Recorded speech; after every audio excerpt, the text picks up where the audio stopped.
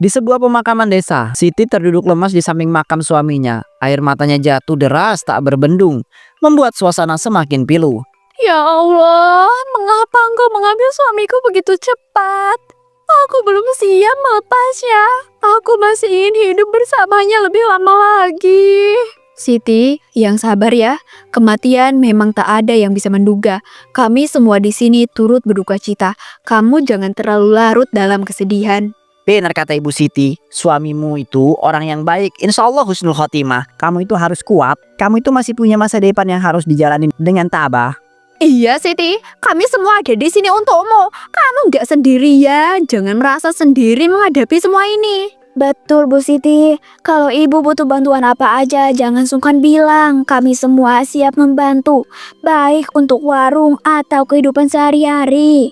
Terima kasih semuanya.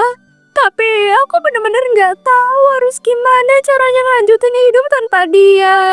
Dia segalanya untuk aku. Aku kehilangan pegangan. Tenanglah Siti, suamimu pasti ingin melihatmu kuat. Jangan biarkan air matamu menjadi penyesalan baginya di alam sana. Siti, kamu yang tabah ya. Aku tahu ini berat, tapi aku yakin kamu bisa melalui semua ini. Kamu kan selalu bilang ingin menjadi wanita kuat. Siti, ayo bangkit, kita doakan bersama ya. Semoga almarhum diberikan tempat terbaik di sisi Allah. Ya Allah, terimalah suamiku di sisimu. Berikan aku kekuatan untuk melanjutkan hidup yang terasa hampa ini. Malam mulai larut, rumah sekaligus warung ayam serundeng peninggalan almarhum suami Siti terasa begitu hening. Vina, aku benar-benar gak tahu harus gimana sekarang. Aku ngerasa hidupku hancur tanpa dia. Apalagi aku gak mungkin mampu ngurus usaha ini sendirian. Siti, jangan terlalu menyalahkan diri. Kamu masih bisa bertahan. Aku tahu kamu wanita yang kuat. Percayalah, kamu tidak akan menghadapi semua ini sendirian mulai sekarang. Tapi Pina, warung ini kan peninggalan suamiku. Aku takut gak sanggup ngelolanya. Kalau aku gagal, aku merasa seperti mengecewakan dia di alam sana. Justru karena itu, kamu harus teruskan Siti. Warung ini bisa jadi cara kamu menjaga kenangan suami kamu. Dan tenang aja, aku akan selalu ada mendampingi kamu setiap hari. Dengar kata-kata kamu, rasanya hatiku sedikit lebih tenang. Aku tadinya hampir nyerah, tapi kalau ada kamu, mungkin aku masih bisa mencoba. Mulai dari sekarang, anggap saja aku keluargamu sendiri ya. Aku siap membantu apapun yang kamu butuhkan. Bahkan kalau perlu, aku bisa tinggal di sini bersamamu. Kamu beneran mau tinggal di sini, Vina? Itu berarti aku gak sendirian lagi. Dan aku ada teman yang selalu bisa diajak bicara. Iya Siti, aku ikhlas. Aku ingin memastikan kamu tidak jatuh terlalu dalam kesedihan. Aku akan bantu mengurus warung kamu dan nemenin kamu setiap saat. Terima kasih ya Pina. Aku benar-benar merasa lega sekarang. Kalau begitu, mulai malam ini kamu boleh tinggal di sini. Rumah ini jadi rumah kamu juga. Beberapa hari kemudian suasana warung ayam serundeng peninggalan suaminya kembali ramai. Vina, gimana keadaan di depan? Apa banyak warga yang datang hari ini untuk membeli ayam serundeng seperti biasa? Iya Siti, dari pagi udah ada beberapa orang antri. Mereka seneng banget karena warung ini masih buka. Katanya rasanya tetap sama kayak dulu. Wah, alhamdulillah, warung ayam serundeng ini masih ada. Saya kira setelah suami Siti meninggal, warung ini akan tutup. Ternyata tetap berjalan. Rasanya pasti enak seperti biasa. Betul Bu, sekarang Siti yang mengurus dapur. Jadi resepnya tetap sama. Silakan dipesan, mau berapa potong ayam serundeng hari ini? Saya pesan 3 potong ya Pina. 2-nya buat di rumah, 1 lagi untuk anak saya. Dia suka sekali dengan serundeng buatan warung ini. Baik Bu, 3 potong ayam serundeng segera siap. Tolong sabar sebentar ya, saya lagi goreng ayamnya biar tetap renyah dan gurih. Siti, terima kasih sudah mau tetap membuka warung ini. Kami semua itu di kampung merasa senang karena makanan favorit kami itu tidak hilang begitu saja. Iya benar, Siti kuat sekali bisa melanjutkan usaha ini. Kami semua pasti mendukung penuh agar warung ini tetap ramai pengunjung. Ini pesanannya ya Bu, semoga rasanya cocok dan tetap bikin kangen seperti biasa. Saya akan berusaha menjaga kualitas untuk semua warga. Terima kasih banyak Siti, rasanya tetap gurih sama seperti dulu. Saya doakan warungmu semakin ramai ya, biar rezekimu mengalir lancar. Malam itu di meja ruang tamu, Siti dan Vina duduk bersama menghitung uang hasil jualan ayam serundeng selama 1 minggu. Pin, alhamdulillah banget ya. Ternyata hasil penjualan minggu ini bisa nyampe 8 juta rupiah. Aku bener-bener gak nyangka deh bakalan sebesar ini. Iya Siti, lumayan besar ya hasilnya. Itu artinya usaha warung ini bener-bener diminati warga. Mereka semua memang suka dengan rasa ayam serundengmu. Aku bersyukur banget deh karena kamu udah mau bantu. Tanpa kamu, aku pasti gak bisa ngurusin semuanya sendiri. Kamu luar biasa, Pina. Santai aja Siti, aku hanya ingin membantu. Anggap saja ini bentuk persahabatan kita. Kamu tidak perlu berterima kasih berlebihan. Baiklah, kalau gitu kita bagi hasilnya sama rata ya. Jadi masing-masing dapat 4 juta rupiah. Menurutku ini adil karena kita sama-sama kerja keras. Iya, kalau begitu masing-masing 4 juta ya. Memang kelihatan adil, tapi tetap aja aku merasa sedikit kurang puas dengan pembagian ini. Aku seneng banget deh malam ini. Ya udah, aku masuk kamar dulu ya, Pin. Kamu istirahat juga. Besok kita lanjut lagi jualannya. Iya, Siti, selamat istirahat ya. Aku di sini sebentar lagi beresin uangnya. Nanti aku juga nyusul ke kamar. Setelah Siti masuk ke kamar, Vina termenung di ruang tamu menatap uang di tangan dengan tatapan yang penuh ambisi. Aduh, 4 juta aja nggak cukup. Aku harus dapat 70% karena aku yang mengurus semua pembeli. Aku harus buat rencana agar Siti jatuh.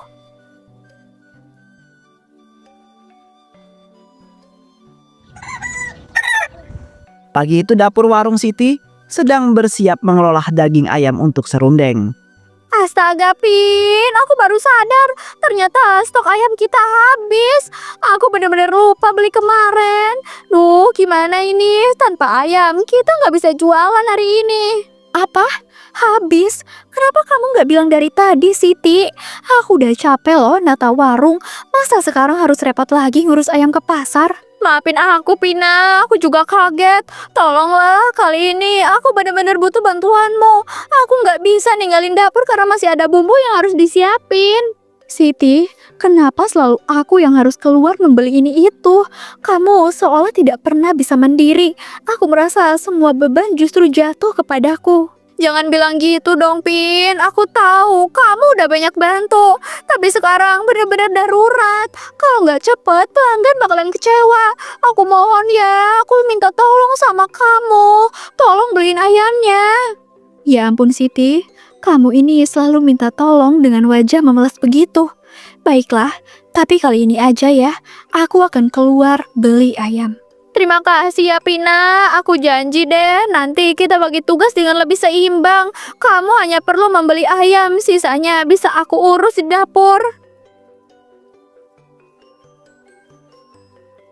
Baiklah, aku akan pergi sekarang. Tapi ingat ya Siti, jangan terlalu sering menyerahkan semua pekerjaan sulit padaku. Aku tidak suka merasa dimanfaatkan terus-menerus. Aku ngerti, Pin. Aku gak akan ngecewain kamu lagi. Hati-hati di jalan ya. Semoga kamu bisa cepat kembali dengan ayam segar dari pasar. Vina akhirnya berangkat dengan langkah setengah enggan. 2 jam kemudian. Siang itu Vina sampai di peternakan ayam milik Pak Reno. Wah Vina, biasanya kan Siti yang datang ke sini untuk beli ayam. Kenapa hari ini kamu yang datang? Apa Siti sedang sakit atau bagaimana nih? Enggak Pak Reno, Siti lagi sibuk di dapur nyiapin bumbu ayam serundeng. Jadi aku yang diminta untuk beli ayam segar ke sini.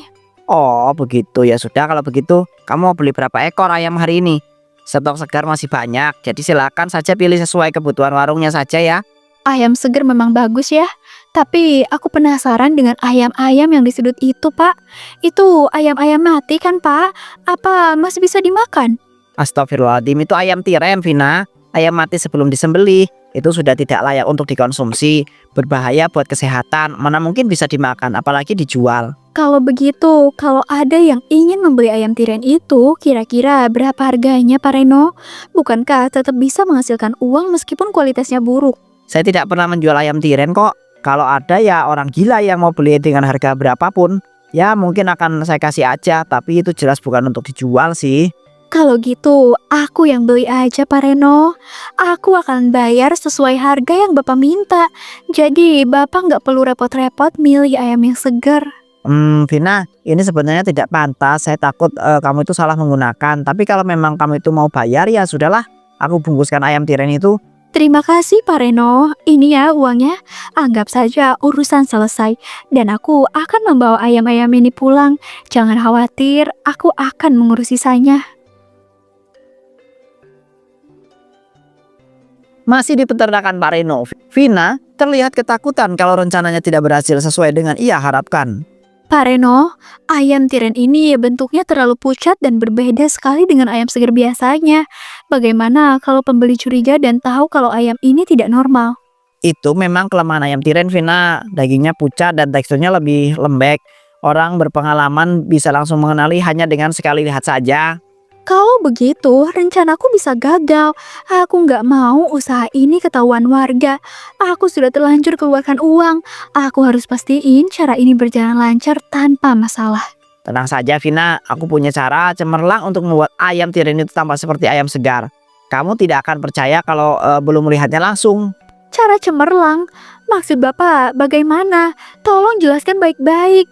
Aku tidak mau terjebak dalam masalah besar. Apa benar ada trik yang bisa menyamarkan ayam ini? Ikut saya ke dapur. Jangan banyak tanya dulu. Aku itu akan tunjukkan padamu cara yang bisa membuat ayam tiren itu terlihat segar kembali seolah baru disembelih. Mereka berjalan ke dapur kecil di peternakan tersebut. Astaga Pak Reno, itu kan boraks. Aku tahu ini bahan berbahaya. Apa maksud Bapak nunjukin bahan beracun ini kepada saya? Betul, ini boraks. Kalau ayam tiren direndam dengan larutan boraks, dagingnya akan jadi lebih kenyal, tampak segar dan tidak mudah busuk. Orang awam tidak akan pernah tahu. Oh, jadi begitu caranya. Aku malah semakin kagum. Ide ini bisa membuat rencanaku berjalan mulus. Tidak ada yang akan menyangka ayam ini bukan ayam segar. Lihat baik-baik, Vina. Kita campur sedikit boraks dengan air, kemudian ayam tiren itu kita rendam sebentar saja. Hasilnya akan membuatmu terkejut. Baiklah, aku bantu saja ya Pak. Aku tidak keberatan selama ini bisa membuat ayam-ayam ini laku dijual. Lagian yang penting aku bisa dapat keuntungan besar dari sini. Dengan penuh hati-hati, mereka merendam ayam tiren ke dalam larutan boraks. 2 jam kemudian. Lihatlah, Vina. Hanya dengan trik sederhana, ayam tiren ini sudah tidak terlihat mencurigakan lagi. Orang-orang tidak akan tahu kalau kamu itu pintar untuk menyajikannya. Wah, ini sempurna sekali Pak Reno. Mulai sekarang aku tidak akan takut lagi. Dengan cara ini aku bisa lebih mudah menjalankan rencanaku menjatuhkan Siti. Beberapa jam kemudian Vina kembali ke rumah Siti dengan membawa ayam yang tampak segar seperti ayam biasa. Hai Siti, ini ayam yang kamu minta ya. Aku sudah pilih yang paling bagus. Lihatlah, dagingnya segar sekali kan? Seolah baru saja disembelih pagi ini. Masya Allah, bener banget Pin. Ayamnya kelihatan segar dan bersih. Aku nggak nyangka kamu bisa beli ayam yang sebagus ini di pasar. Tentu saja Siti, aku selalu berusaha yang terbaik untuk kamu. Kamu tidak perlu khawatir soal bahan-bahan. Aku akan pastikan semuanya berkualitas untuk warung kita. Aku bener-bener bangga deh punya teman kayak kamu, Pin. Setelah ditinggal suamiku, aku merasa hidupku lebih ringan karena kamu selalu ada di sisiku. Jangan begitu, Siti. Kita ini sahabat. Selama aku bisa, aku akan terus membantumu. Anggap saja warung ini juga bagian dari kebahagiaanku. Baiklah, kalau gitu ayo kita mulai masak. Kita olah ayam segar ini jadi ayam serundeng kesukaan warga. Aku yakin mereka bakalan seneng banget nanti. Betul Siti, aku akan bantu menyiapkan santan dan bumbu halusnya ya. Kamu fokus saja menggoreng ayam sampai matang, biar hasilnya gurih dan harum. Makasih ya Pina, kalau tanpa kamu, aku pasti udah kewalahan. Aku bener-bener bersyukur Allah ngirimin teman setulus kamu buat aku.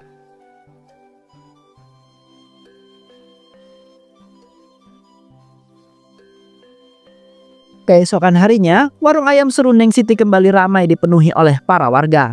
Wah, ayam serundeng kamu laris banget hari ini. Seperti biasa, warung kamu memang tidak pernah sepi pembeli, Siti. Aku pesan 4 potong ya untuk dibawa pulang. Terima kasih, Bu. Tunggu sebentar ya. Ayamnya masih hangat dan baru selesai digoreng. Semoga rasanya tetap enak seperti yang biasa Ibu nikmati. Rasanya masih enak, tapi sepertinya ada sedikit perbedaan. Entah kenapa rasanya terasa agak berbeda dibandingkan sebelumnya, meskipun tetap gurih. Mungkin itu hanya perasaan ibu saja. Bumbunya tetap sama, resepnya juga tidak berubah. Kadang lidah kita bisa menipu kalau sudah terbiasa. Iya ya, mungkin benar juga.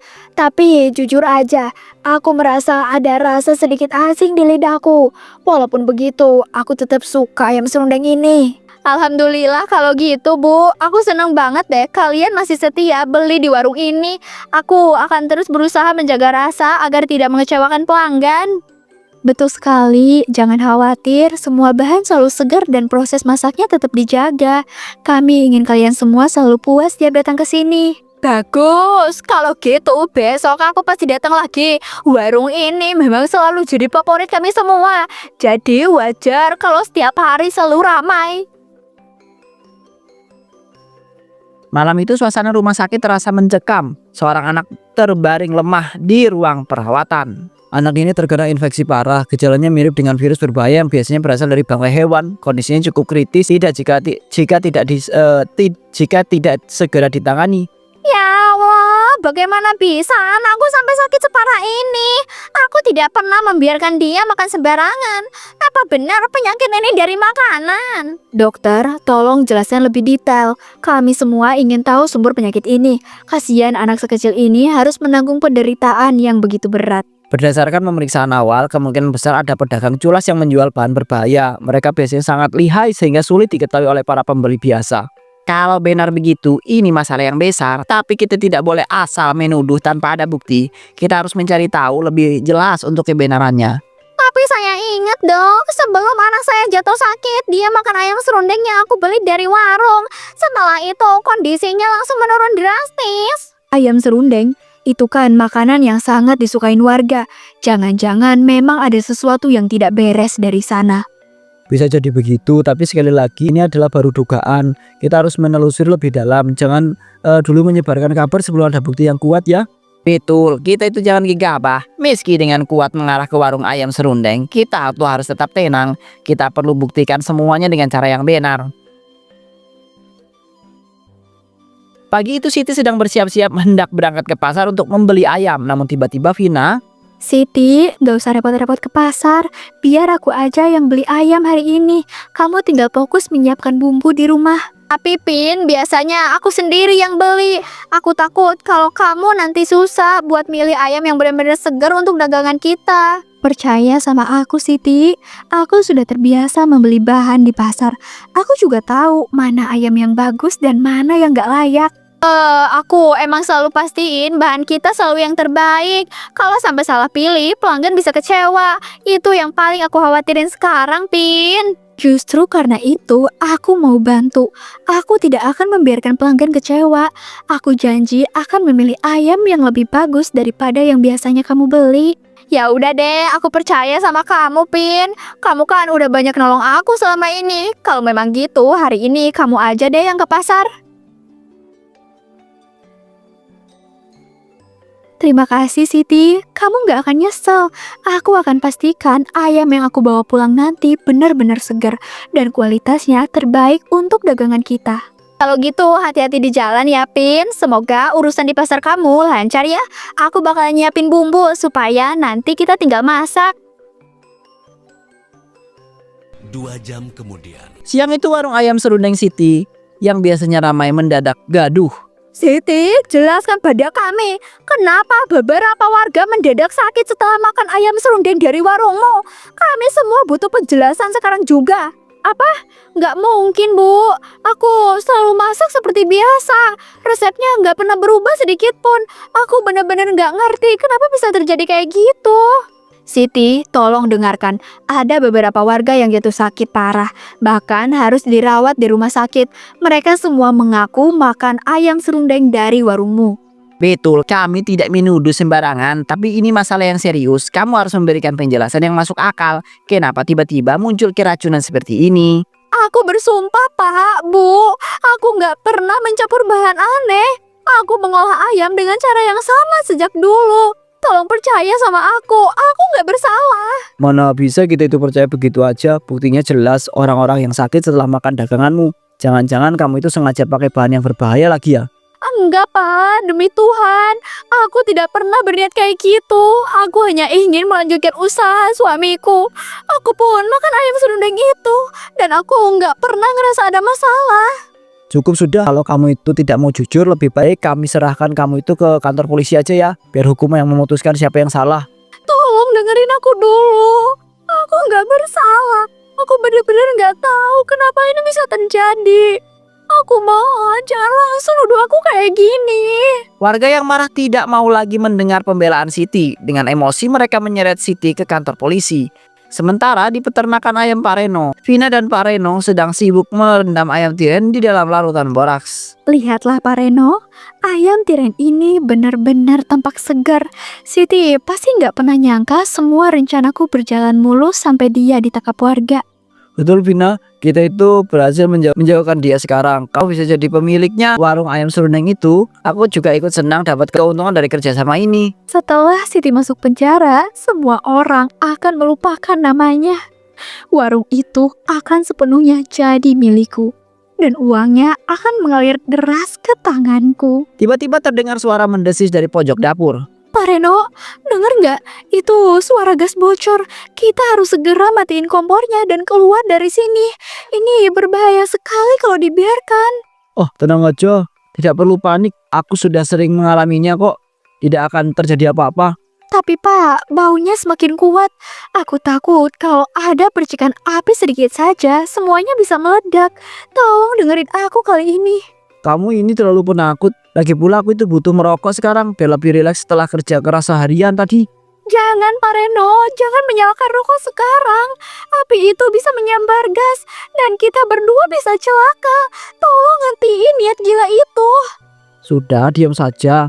Aku itu tahu apa yang kulakukan. Jangan ajari aku urusan dapur. Aku tetap akan merokok sekarang juga. Saat Pak Reno menyalakan api di koreknya, suara ledakan besar terdengar. Duar, peternakan ayam itu meledak hebat.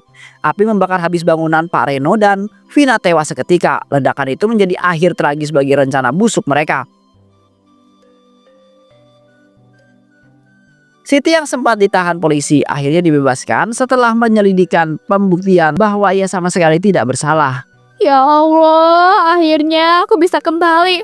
Rasanya hatiku campur aduk karena aku dituduh padahal aku tidak pernah berbuat curang sedikit pun. Maafkan kami ya. Kami dulu terlalu cepat menuduh kamu. Semua ini warga ikut marah tanpa memikirkan hal yang ke depannya. Sekarang kami itu sadar bahwa kamu itu tidak bersalah.